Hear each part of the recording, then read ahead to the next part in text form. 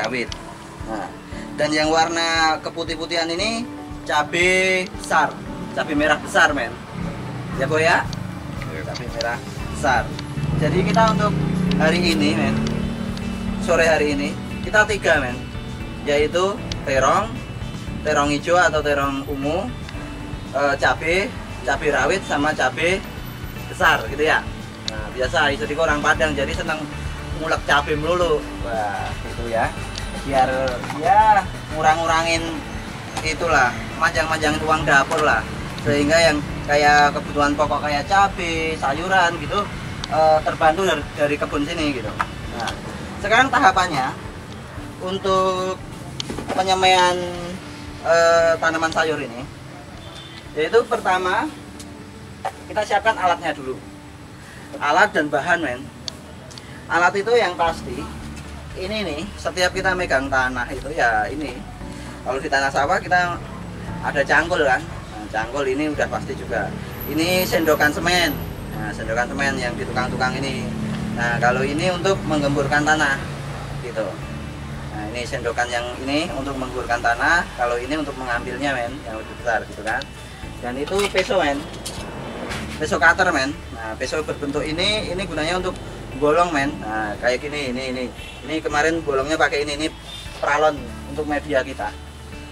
Soalnya saya itu kalau ke kebun ya boy ya, kadang seminggu sekali, kadang 3 minggu sekali men. Nah ini ntar biar kita nggak itu nyiram tiap hari men. Nah itu ada pralon kayak gini, ini untuk media air nutrisi men, air nutrisi yang gunanya untuk menjaga kelembapan media tanam itu men. Nah, sehingga dia tetap ya nggak usah nyiram, udah kita tinggal udah tinggi sendiri men, gitu men. Nah, sekarang bahan yang kedua yaitu ini apa men? Ini bukan tambang ya, tapi ini semacam kalau masak tradisional dulu ini sumbu kompor men. Nah ini sumbu kompor. Sumbu kompor ini ada gelas mineral men, gelas mineral, oke? Ya sumbu kompor gelas mineral. Dan di situ pasti harusnya ada semprotan. Semprotan mana bapak ya? Oh ya. Ini semprot. Ntar kalau udah siap di sini ini untuk nyemprot sini ya men ya. Di dalamnya ada air nutrisi juga ya men. Ya ini tanah perkarangan men. Nah ini tanah perkarangan. Ini karena kehujanan agak begitu lembab ini. Nah tapi udah pas lah, ini tadi udah dikeringin sama itu. Ini juga tanah perkarangan. Gitu. Dan ini sekam men, bisa buat sekam bakar, tapi sekam bakar kita habis, sekam kayak gini aja untuk sirkulasi air itu biar lancar. Nah ini adalah dolomit men. Nah, dolomit nih. Dolomit itu semacam kapur men. Nah kalau nggak ada dolomit itu gunakan aja kapur bangunan. Kapur bangunan, apa sih bedanya kapur bangunan dan dolomit? Kalau dolomit itu adalah batu kapur tapi belum dibakar, dia langsung digiling. Nah itulah dolomit. Biasanya dia yang menjual dolomit itu di toko-toko itu pembibitan gitu boy. Nah di toko pembibitan. Nah tapi kalau kapur bangunan adanya di material men gitu. Biasanya kita gunain itu juga nggak apa-apa, sama aja. Fungsinya untuk apa? Untuk menyeimbangkan pH dan keasaman tanah gitu. Jadi kalau banyakkan pupuk itu nggak begitu asam. Jadi kalau kebanyakan pupuk kan biasanya akar itu akan mati atau batangnya itu akan mati men. Apalagi kebanyakan air men, batang akan membusuk. Nah, sehingga kita memerlukan dolomit itu. Oke men ya. Itu untuk bahan-bahannya ya men ya. Iya. Dan alat-alatnya. Satu lagi nih. Oh sorry ya. Satu lagi ini adalah pupuk kandang men. Nah, pupuk kandang ini adalah pupuk kandang yang udah jadi. Yang udah jadi, jangan sampai kamu pakai pupuk kandang yang belum jadi ya men ya, sehingga dia masih panas, masih belum terfermentasikan men. Nah seperti itu. Nah langkah-langkahnya men, kita campur media ini. Nah umpama ini ya, media ini kita campur dengan dolomit. Nah,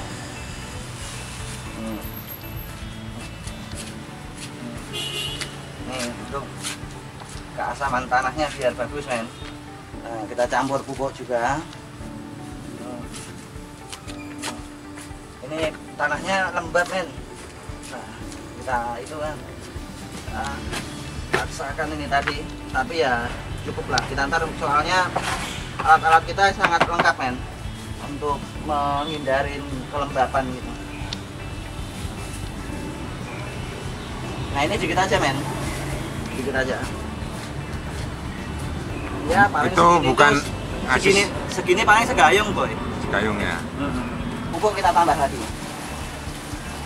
ya, diperkirakan tanah 80% atau 70%, terus pupuk 10%, dolomit 10%, atau pupuknya yang 20%, dolomit cuma 10% juga nggak apa-apa gitu. Tinggal tergantung tanahnya. Kebetulan ini tanah merah ini, tapi nggak begitu murni, soalnya ini tanah kelasnya untuk urukan, untuk nguruk tanah bangunan kayak gitu, untuk sekam, untuk itu men, untuk dasar dari pada media tersebut. Kalau udah terjadi tercampurnya ini, kita ke proses selanjutnya.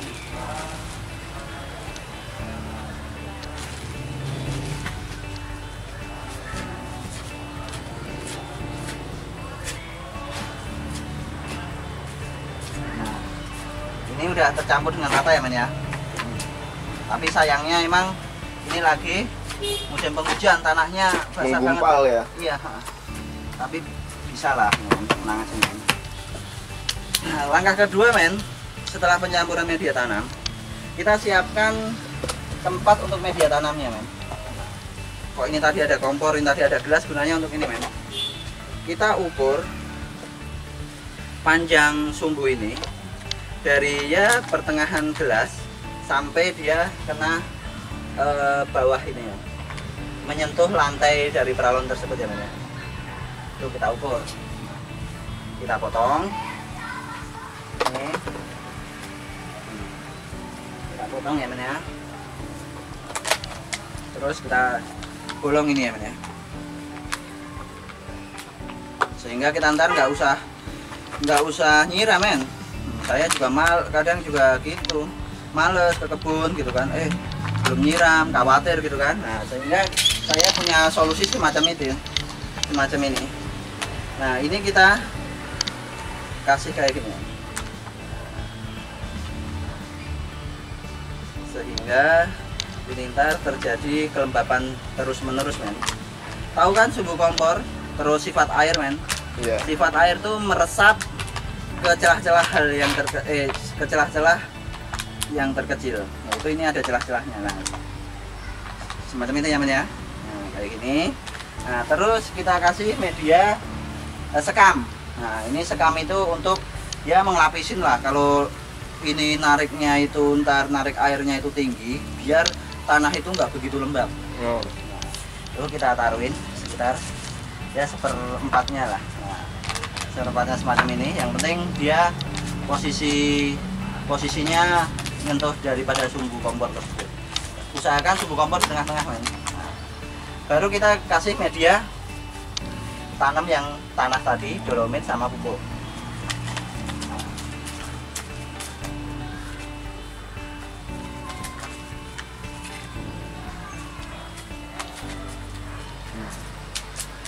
Aturan ini mawur gitu men, tidak menyatu-nyatu gini. Nah ini mawur.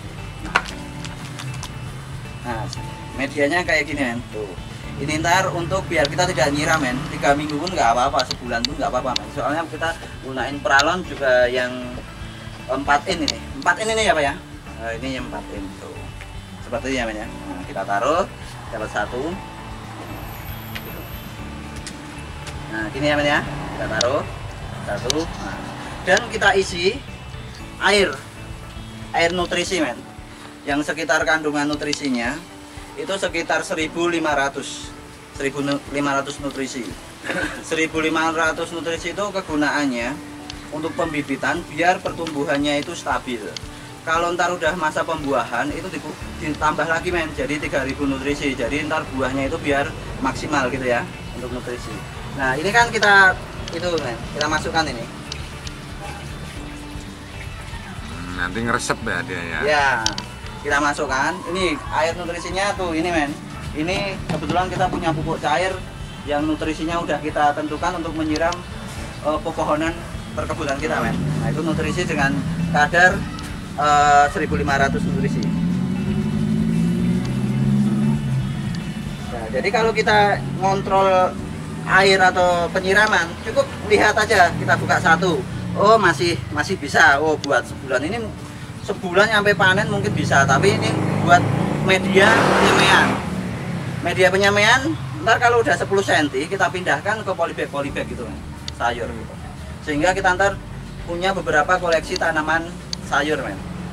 Tanaman sayur itu ntar pokoknya cabai ada beberapa jenis, terong ada beberapa jenis, tomat ada beberapa jenis. Tomat itu kan ada tomat buah, ada sama tomat sayur itu kan. Nah, seperti itu. Ntar bisa kangkung. Kalau udah yang semacam yang harus dipindah itu kan kayak cabai kayaknya harus dipindah ya. Kalau di sini kayaknya nggak memadai. Kayak tomat juga nggak memadai. Nah, ini ntar kalau udah kelar, kita udah punya cabai, tomat, terong gitu kan. Nah, itu kita sini tanemin kangkung aja. Ya Pak ya. Tanemin kangkung, kita tinggal aja udah. Ini kangkung bertumbuh sendiri. Kalau kangkung kan cuma memerlukan daunnya aja kan. Sayur daun kan, bukan buah kan. Gitu udah, kita panen kangkung, panen sayur. Jadi kita lengkap gitu. Kebutuhan dapur terpenuhin untuk sayuran dari kebun ini. Ikan juga men. Tuh. Terpenuhin protein ikan dari sini gitu ya. Nah, ini sampel satu ya. Nah, terus mama ini terong nih, sini ya. Kita kasih ini bijinya. Itu kalau gelas segini mungkin kita kasih 2 aja berani nih. Nah, ntar kalau udah 10 cm ke atas, nah ntar kita pindahkan ke polybag. Nih, 2 aja.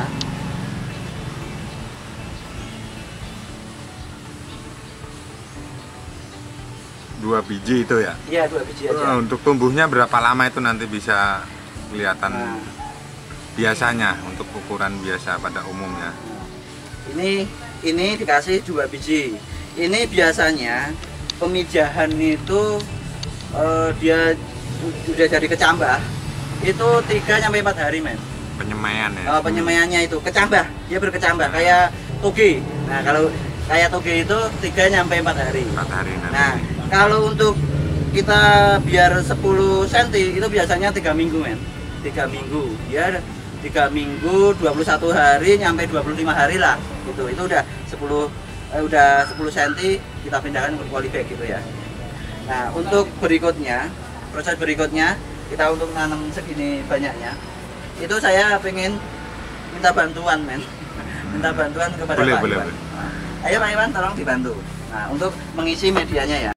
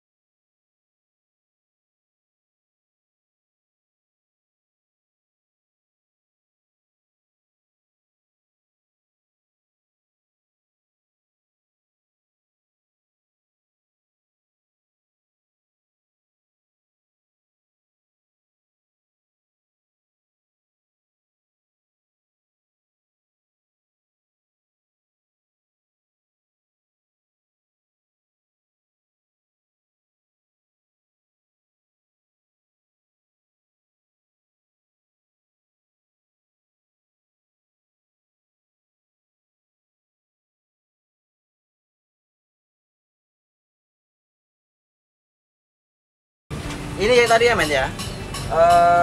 Pipa udah terisi air bernutrisi. Terus gelas-gelas udah terisi dengan biji-biji cabai, terong, tomat gitu ya, men ya. Nah, nih udah terisi lah. Ini tadi meresap ke sono gitu sehingga kita tidak perlu menyiram lagi. Tapi kalau untuk yang itu, men, harus kita semprot dulu, men. Nah, ini gunanya untuk mempercepat lembabnya permukaan media. Nah, kita itu dulu, kita pompa dulu. Nah, ini langkah-langkah itu ya. Nah, ini kita kasih nih, ya kita semprot ya men ya, biar agak ikutin di nyemprot. lembab.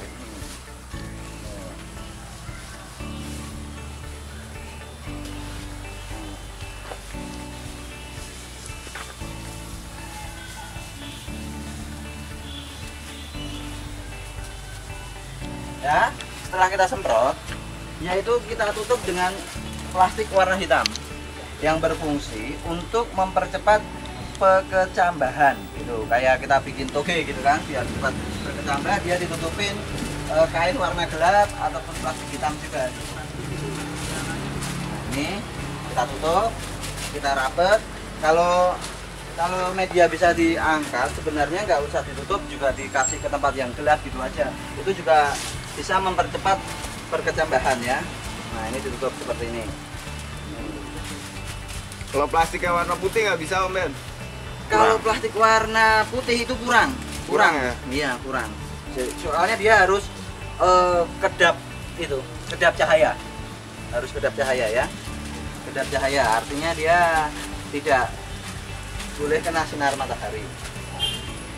Ini berapa lamanya? Itu dengan proses penutupan plastik kayak gini biasanya dilakukan sekitar 3-4 hari men. Biasanya biji itu 3-4 hari itu udah ini men, udah berkecambah. Nah, sehingga harus dibuka. Fungsinya apa harus dibuka? Ya itu tadi, tahu sendiri tanaman men, dia mengolah makanan atau tumbuh itu dengan sinar matahari, bantuan sinar matahari, harus kena sinar matahari untuk proses fotosintesis ya, pengolahan makanan ya men ya. Nah, semacam itu. Nah, kayak gitu. Jadi ntar kalau udah 3 hari udah berkecambah atau 4 hari udah berkecambah, itu kita buka plastiknya biar kena sinar matahari, gitu ya men ya. Iya. Mungkin untuk pembenihan ini cukup ya men ya. Kita besok 3 hari lagi atau 4 hari kita nyampe sini lagi ya untuk menengok hasilnya. kecambah cabai ini ya men ya. Ya cukup sekian, tonton terus Benny Gokil. Pasti akan ada edukasi tentang bisnis, tentang jalan-jalan gitu. Oke, mungkin cukup sekian. Wassalam.